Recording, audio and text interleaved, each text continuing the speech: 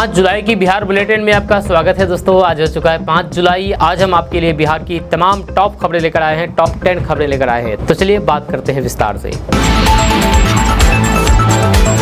तेजस्वी यादव ने प्रधानमंत्री नरेंद्र मोदी और बिहार के मुख्यमंत्री नीतीश कुमार पर तीखा हमला बोला है और बिहार में लगातार हो रही पुल ढहने की घटनाओं पर उनकी चुप्पी पर की आलोचना की है। जी हां, तेजस्वी यादव ने एक्स ट्विटर पर अपने पोस्ट में लिखा कि जुलाई यानी कि आज बिहार में एक पुल और गिरा। कल भी पुल गिरे थे। जून से लेकर के अभी तक कई पुल ध्वस्त हो चुके हैं। पीएम मोदी और नीतीश कुमार को घेरते हुए तेजस्वी यादव ने लिखा है कि प्रधानमंत्री नरेंद्र मोदी और मुख्यमंत्री नीतीश कुमार इन उपलब्धियों पर एकदम खामोश एवं निरुत्तर है। यह सोच रहे हैं कि इस मंगलकारी भ्रष्टाचार को जंगल राज में कैसे परिवर्तित करें। उन्होंने आगे लिखा है कि सदैव भ्रष्टाचार, नैतिकता, सुशासन, जंगल राज, गुड गवर्नेंस इत्यादि पर राग अल्पा, दूसरों में गुण दोष के खोजकर्ता, कथित उच्च समझ के उच्च कार्यकर्ता, उन्नत कोटि के उत्कृष्ट पत्रकार, पक्षकार तथा उत्तम बिहार के श्रेष्ठ लोग अंतरात्मा का गला घोट करके इन सुशासनिक कुतर्कों पर चुप्पी की चादर ओढ़ करके सदाचारी बन चुके हैं। बिहार के युवाओं को रोजगार मिलेगा, ये कहना मेरा नहीं है, ये कहना है प्रशांत किशोर का, जो कि अररिया में पहुंचे थे। अररिया में ये बातें कही है। जनसुराज के सूत्रधार प्रशांत किशोर ने एक दिन के दौरे पर अररिया पहुंचे। अररिया की धरती से प्रशांत किशोर ने 3 बड़े ऐलान किए। प्रशांत किशोर ने कहा कि जनसुराज का पहला संकल्प है, जब ये व्यवस्था 2025 में बनेगी तो फिर साल भर के अंदर नाली गली बने या ना बने, स्कूल अस्पताल बने या ना बने, जो लड़के मजदूरी करने के लिए बाहर गए हैं उन्हें और बेरोजगार को बिहार में ही 10 से 12 हजार रुपए का रोजगार दे दिया जाएगा। दूसरा संकल्प लोगों ने बताया है कि बच्चों को बेहतर तालीम देना है। जब 15 साल की ऊपर की उम्र में बच्चों के लिए हर प्रखंड में कम से कम 5 विश्वस्तरीय विद्यालय बनाए जाएंगे, ताकि गरीब से गरीब लोगों का बच्चा भी बेहतर तालीम हासिल कर सके। तीसरी बात, प्रशांत किशोर ने लोगों से कहा है कि 60 साल की ऊपर की कम उम्र के लोगों को बिहार सरकार 400 रुपए की भीख दे रही है। प्रशांत किशोर ने कहा है कि जनसुराज ने यह तय कर लिया है कि जिस दिन ये व्यवस्था बनेगी उस दिन 60 साल से अधिक उम्र के लोगों को कम से कम 2000 रुपए की मासिक पेंशन की व्यवस्था की जाएगी। अब आप लोगों को बताना है कि आपको 4 किलो अनाज चाहिए या फिर अपने बच्चों के लिए रोजगार चाहिए। इस पर लोगों ने हाथ उठा करके रोजगार कहा। बिहार से एक हैरान कर देने वाला मामला सामने आया है। यहाँ पर एक व्यक्ति की, जिस व्यक्ति की मौत हो चुकी थी और उस व्यक्ति की अंतिम संस्कार भी कर दी गई थी, लेकिन पता है 9 दिन बाद वो अपने प्रेमिका के साथ पकड़े हुए पाई गई है। या जिस व्यक्ति की मौत हो चुकी है और उसकी अंतिम संस्कार भी कर दिया गया घर वालों द्वारा, अब वो व्यक्ति एक महिला के साथ पकड़ी गई है। जब बिहार के समस्तीपुर में पुलिस ने एक ऐसे ही मामले का खुलासा किया है जिसे जानकर के आप हैरान रह जाएंगे। जब समस्तीपुर जिले के मोहनपुर थाना क्षेत्र के दक्षिणी डुमरी में दयारांचल से मिली जिस अर्धजली लाश की पहचान वैशाली की सन्नी के रूप में करके परिजनों ने अंत्येष्टि कर दी थी, वह 9 दिनों के बाद अपनी प्रेमिका के साथ जिंदा मिल गया। जिले के मोहनपुर थाना क्षेत्र के दक्षिणी डुमरी में दयारांचल से मिली जिस लाश की पहचान वैशाली के सन्नी के रूप में करके परिजनों ने उसकी अंतिम संस्कार कर दी थी, वह 9 दिनों के बाद अपनी प्रेमिका के साथ जिंदा मिल गया है। जब पुलिस ने इस मामले की जाँच की तो फिर पता चला कि वह अर्धजली लाश सन्नी की नहीं बल्कि मोहनपुर थाना क्षेत्र के ही जलालपुर निवासी कंचन कुमार उर्फ राजेश राय की थी। अब बिहार में आए दिन पुल और पुलिया गिर रहे हैं, जिसे लेकर के बिहार विधानसभा के नेता प्रतिपक्ष तेजस्वी यादव लगातार बिहार की एनडीए सरकार पर हमलावार हैं। जब तेजस्वी यादव के बयानों पर पलटवार करते हुए स्वास्थ्य मंत्री मंगल पांडे ने कहा कि तेजस्वी यादव को सारे पुलों का इतिहास बढ़िया से मालूम करना चाहिए। जब जितने भी पुल गिरे हैं उसका निर्माण कांग्रेस और आरजेडी की सरकार में हुआ था, उसी समय के ये पुल बने हुए थे। हालांकि उस समय के बने सभी के सभी पुल अभी गिर रहे हैं। ये इंजीनियरिंग की तरफ से देखने का, समझने का विषय है। ये कोई राजनीति करने का विषय नहीं है, जहाँ कहीं पर बैठ करके मोबाइल पर पॉलिटिक्स करना उचित नहीं है। साथ ही मंगल पांडे ने कहा है कि तेजस्वी यादव को उस वक्त को देखना चाहिए जिस वक्त पुल का निर्माण हुआ था। उस समय पुल का निर्माण ऐसा क्यों हुआ कि इस पुल की स्थिति आज ऐसी हो गई। वहीं पर जल संसाधन विभाग के द्वारा पुलों के गिरने और फिर उससे संबंधित संवेदकों से पैसे लेने के मामले में मंगल पांडे ने कहा कि विभाग के जो अधिकारी हैं सभी विषयों की समीक्षा करेंगे और समीक्षा के बाद जो सही निर्णय होगा वो सरकार लेगी। वहीं पर पुल गिरने को लेकर के बेगूसराय के सांसद के गिरिराज सिंह और केंद्रीय मंत्री ललन सिंह और आरजेडी नेता अभय कुशवाहा का भी बयान सामने आया है। जहां गिरिराज सिंह ने तेजस्वी यादव पर हमला बोलते हुए कहा कि तेजस्वी विदेश में जश्न मनाने गए हैं, वहां बैठ करके ट्वीट कर रहे हैं, उनको बिहार की चिंता भी सता रही है। जहां हम तो चाहेंगे कि इस पूरे मामले की जाँच किया जाए, जो भी पुल गिरा है उसकी जाँच कराया जाए और ये पुल कब बना था, उस समय किसकी सरकार थी, उसकी जाँच के लिए कमेटी बनाया जाए। वहीं पर संसद में राहुल गांधी के बयान पर कहा कि पहले भी हिंदुओं को गाली देने का काम किया और सदन में खुलेआम हिंदुओं को अपमानित किया। ये एक साजिश है। राहुल गांधी हिंदुओं को ख़त्म कर देना चाहते हैं। जहाँ हिंदू धर्म के खिलाफ मुहिम छेड़ रखा है। आने वाले दिनों में इसका बदला हिंदू समाज जरूर लेगा।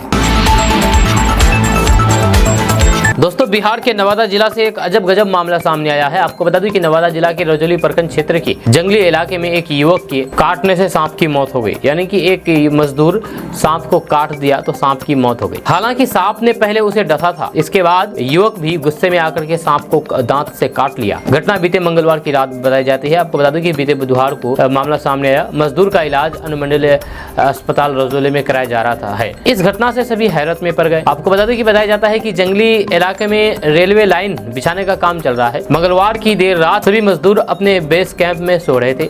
इसी दौरान एक सांप ने एक मजदूर को डस लिया। जैसे ही पूरे मामले की जानकारी रेलवे के अधिकारियों को हुई तो फिर तुरंत उस मजदूर को इलाज के लिए अनुमंडलीय अस्पताल में भर्ती कराया गया। मजदूर संतोष लोहार झारखंड के लातेहार जिले के पनडुका का रहने वाला है। आपको बता दूं कि इस पूरे मामले में संतोष ने बताया है कि उसके गाँव में एक टोटका है कि अगर सांप का एक बार डस ले तो फिर आप उसे 2 बार काट लीजिए। इससे आपको सांप का विष नहीं लगेगा। ग्रामीणों को जब इस अजीबोगरीब घटना की जानकारी मिली तो फिर अस्पताल में भीड़ लग गई। हालांकि ग्रामीणों का यह भी कहना था कि सांप विषधर नहीं था। अगर सांप विषधर होता तो युवक की जान भी जा सकती थी। यानी कि सांप जहरीले नहीं था। यह सांप के काटने से युवक तो बच गया, लेकिन युवक के काटने से सांप की मौत हो गई। दोस्तों, बिहार के टीचरों को, शिक्षकों को मोबाइल की ऐप के माध्यम से हाजिरी बनाना पड़ता है। अब मोबाइल ऐप के माध्यम से हाजिरी जल्दी नहीं बन पा रही है, जिसको लेकर के शिक्षक परेशान है और विद्यालय के आसपास इधर उधर भटकना पड़ रहा है। जहाँ शिक्षकों को विद्यालय का अपना लोकेशन ट्रैक करने के लिए कभी छत पर तो कभी रोड पर तो कभी खेत में जाना पड़ता है। ऐसे कई मामले सामने आए हैं बिहार के अलग अलग जिलों से, जहाँ देखा गया है कि विद्यालय के शिक्षकों को विद्यालय आने के साथ ही अपने मोबाइल लेकर के विद्यालय के आसपास अटेंडेंस बनाने के लिए भटकते रहे हैं। जहां कुछ शिक्षकों से बातचीत की गई है, उन्होंने बताया है कि मोबाइल में अटेंडेंस यानी कि हाजिरी बनाने के लिए विद्यालय की छत तथा सड़क किनारे जाना पड़ रहा है। जहां कई बार प्रयास करने के बाद उपस्थिति सफलतापूर्वक दर्ज हो रही है। इसको लेकर के प्राचार्य बाल गंगाधर तिलक ने बताया है कि कई शिक्षकों को सड़क पर तथा बाजार की ओर भी जाना पड़ रहा है। दोस्तों, उत्तर बिहार के लिए एक बहुत बड़ी समस्या है। समस्या यह है कि हर साल इस क्षेत्र की अलग अलग नदियां उफान पर आ जाती है, जिससे बाढ़ की समस्या पैदा हो जाती है। लेकिन विभिन्न नदियों में आने वाली बाढ़ से अब उत्तर बिहार को राहत मिलेगी। इन नदियों के पानी के बेहतर प्रबंधन के लिए नए बराज और फिर अन्य संरचनाओं के निर्माण की संभावनाओं का पता लगाने के लिए केंद्र सरकार के निर्देश पर केंद्रीय जल आयोग ने 5 सदस्यीय एक उच्च स्तरीय समिति गठित की है। फिलहाल ये समिति अपनी प्रारंभिक रिपोर्ट सौंपने वाली है। ये जानकारी राज्यसभा सांसद संजय कुमार झा ने दी है। जहां राज्यसभा सांसद संजय कुमार झा ने बताया है कि उन्होंने केंद्रीय वित्त मंत्री निर्मला सीतारमण से संसद भवन स्थित उनके कक्ष में मुलाकात की थी, जो काफी सार्थक रही। जहां राज्यसभा सांसद संजय कुमार झा ने बताया कि उत्तर बिहार की नदियों में हर साल आने वाली बाढ़ एक बड़ी समस्या है, जिसके दीर्घकालिक समाधान की दिशा में ये एक बहुत बड़ी उपपहल है। जहां संजय कुमार झा ने बताया है कि बिहार के विकास और फिर उत्तर बिहार में बाढ़ के दीर्घकालिक समाधान से जुड़े हुए कई महत्वपूर्ण मुद्दों पर मुख्यमंत्री नीतीश कुमार से विस्तार से चर्चा हुई है। इसके बाद 28 जून 2024 को संजय ने केंद्रीय वित्त मंत्री निर्मला सीतारमण से संसद भवन में स्थित उनके कक्ष में मुलाकात की और उत्तर बिहार में बाढ़ के प्रभाव के बारे में जानकारी दी। साथ ही इसके प्रभाव को कम करने से संबंधित सुझाव भी दिए। प्रधानमंत्री नरेंद्र मोदी एक बार फिर से विदेश यात्रा पर जाने वाले हैं।